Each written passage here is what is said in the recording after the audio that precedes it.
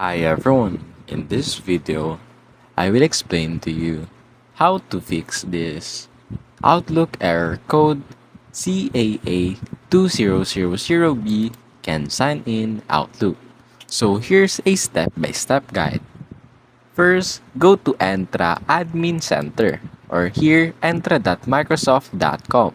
Then navigate to Enterprise Applications. In the left sidebar, go to Enterprise Applications. Then go to All Applications. Now, check Filters and enable Hidden Apps.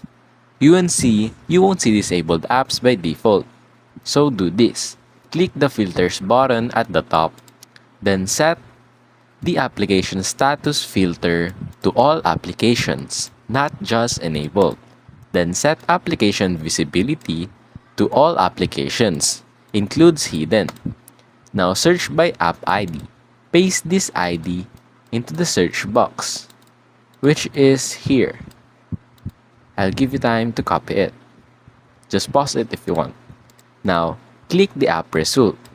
You should now see Microsoft Information Protection API. Open it and ensure under Properties, the enabled for users to sign in option is set to yes. Then save it, and that's basically it.